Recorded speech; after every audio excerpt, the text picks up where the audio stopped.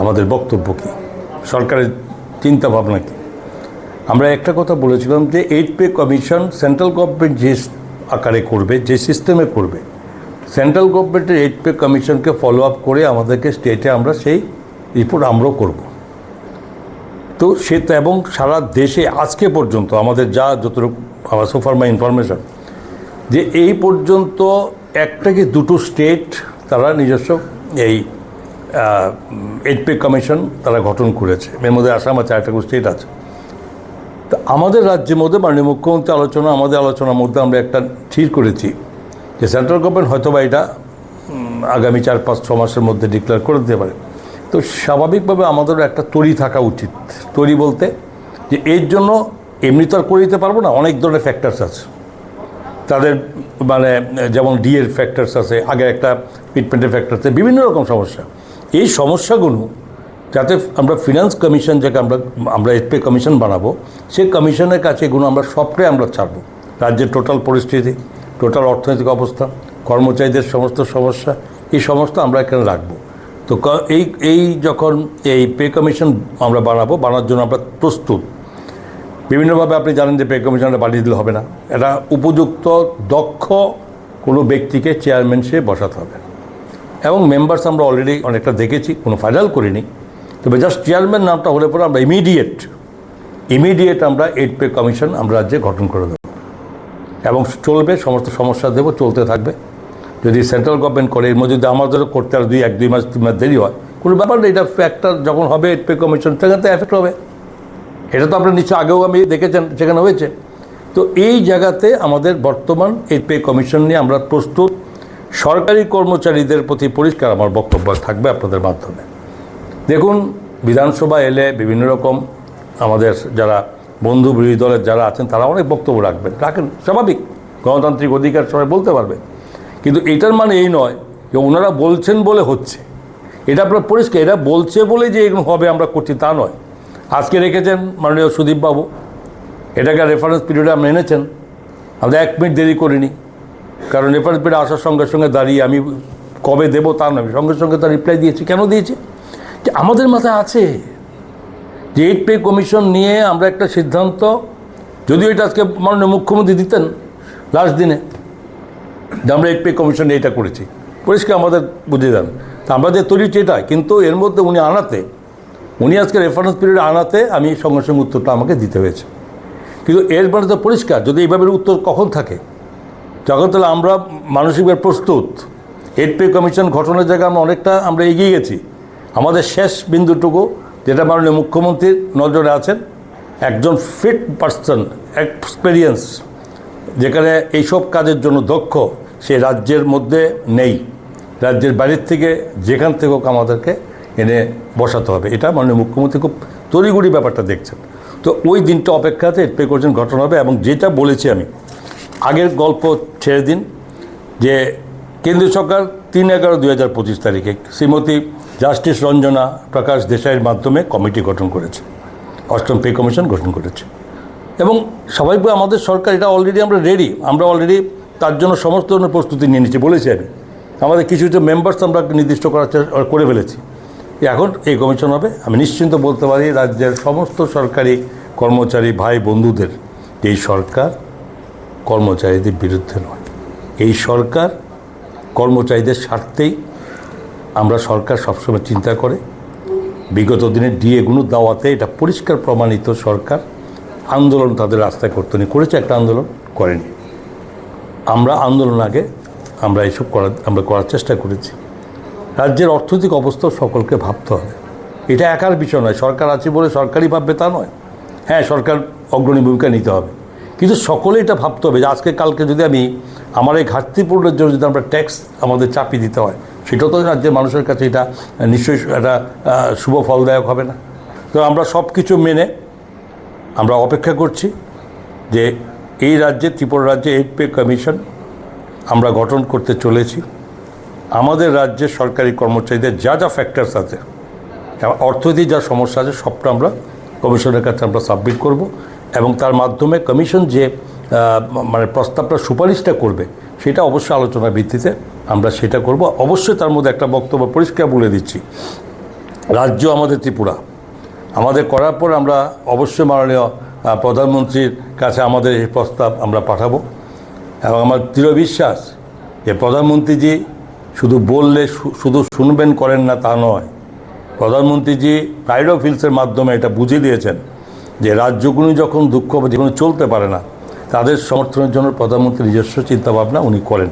তা আমি আশা করি যে আমরা 8 পে কমিশনের মাধ্যমে রাজ্য সরকারি কর্মচারীদের আমরা যে সমস্যাগুলো আছে বিগত দিনে অনেকে রেখে গেছে বামপন্থী সরকার আগে কত রেখে গেছে, তো সেগুলোর আজকে আমাদের পূরণ করতে হচ্ছে।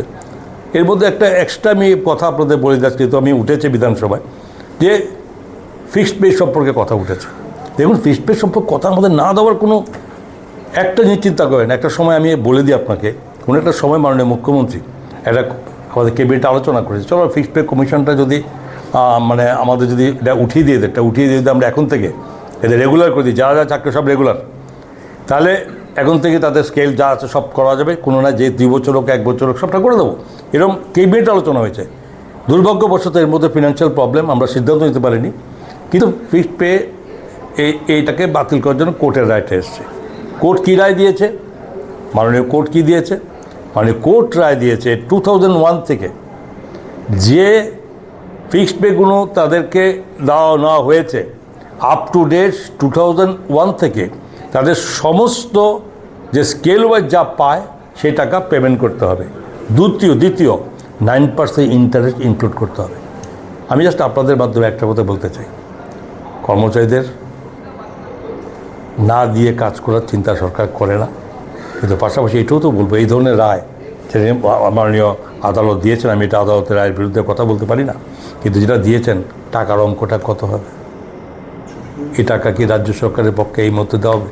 যদি বলে দিত, যদি এরকম আমরা রায় পেতাম যে আজকের থেকে ফিক্সড পে এই বন্ধ, এখন থেকে যারা চাকরি হবে তারা রেগুলার, এবং বিগত দিনে যারা আছে 1 হোক 2 হোক 5 বছর যারা হয়ে যায় তারা দিয়ে দিই আমরা, একদিন দেরি করি না, 1 বছর 2 বছর সবাই আজকের থেকে শুরু হবে। তাহলে বোধহয় সরকারের একটা সিদ্ধান্ত নিতে খুব একটা কঠিন হতো না।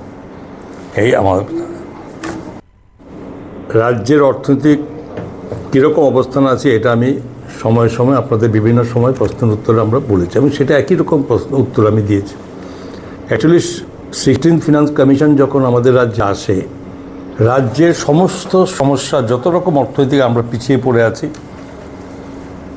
এবং বন্যা পরিস্থিতি আপনারা জানেন যে একটা বিশাল বন্যা পরিস্থিতির প্রচুর, প্রায় আমাদের অ্যাজ পার গভর্নমেন্ট রেকর্ড অনুযায়ী প্রচুর টাকা আমাদের ক্ষতি হয়েছে। মানুষকে আমরা যতটুকু সম্ভব দিয়েছি, কেন্দ্রীয় সরকার যা দিয়েছে এটা, কিন্তু কর্মচারীদের একটা বিশাল ফ্যাক্টর, এবং 8 পে কমিশন যা আসছে এটা সম্পর্কে আমরা 16th ফিনান্স কমিশনকে আমরা ব্যাখ্যা দিয়েছি। রাজ্যের সঙ্গে কেন্দ্রীয় সরকারের ডিএ ডিফারেন্স এই, পাশাপাশি তাদের এই 8 পে কমিশন যখন সেন্ট্রাল গভর্নমেন্ট করবে, অটোমেটিক্যালি স্টেট গভর্নমেন্টগুলোকে তার বাইরে চলতে পারবে না।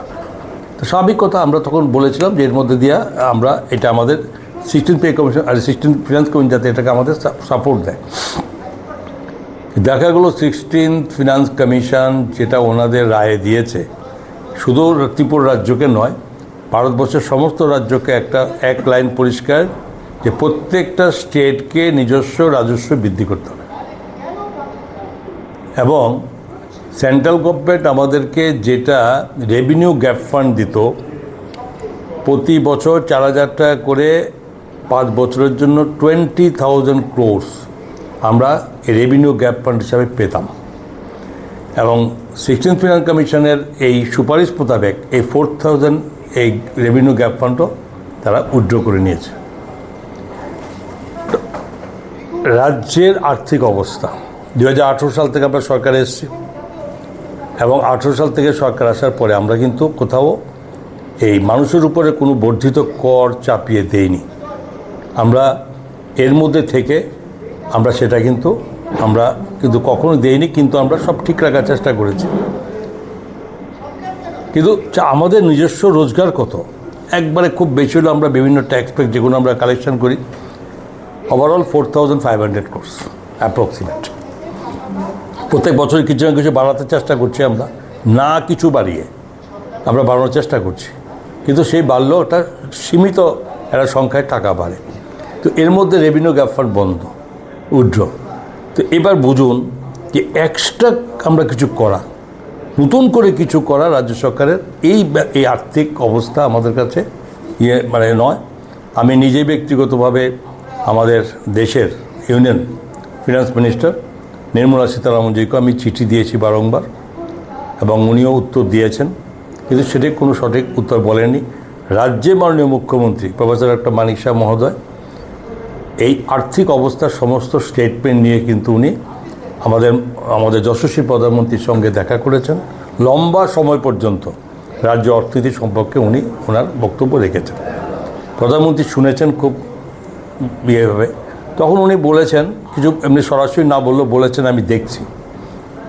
কিছুদিন পরেই এর প্রাইড অফ হিলস এই একটা শব্দ ইউজ করে আপনার সমস্ত নর্থ ইস্ট স্টেটগুলো সঙ্গে হিমাচল প্রদেশ, আপনি এটার মধ্যে একটা প্রাইড অফ হিলসকে আমাদেরকে প্রায় 600 ক্রোর্সের কত আমরা টাকা দিয়েছি। এর মানে এই নয় যে আমরা এই টাকাটা কিসের বাবদ দিয়েছি।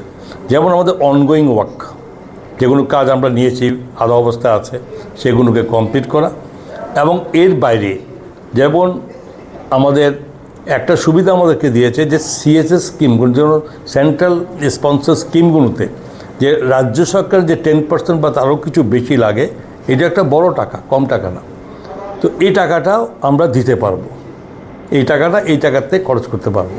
পাশাপাশি আরেকটা সুবিধা দিয়েছেন যে এই টাকার মধ্যে যে আমাদের যে এই যে লোন না হয়েছে, আপনারা সকলে এটা বারবার বলেছেন, জেনেছেন যে আজকে যে লোন নেব 10 ইয়ার্স পর থেকে সেটা শুরু হয় রিপেমেন্টটা, ইন্টারেস্টটা দিতে হয়।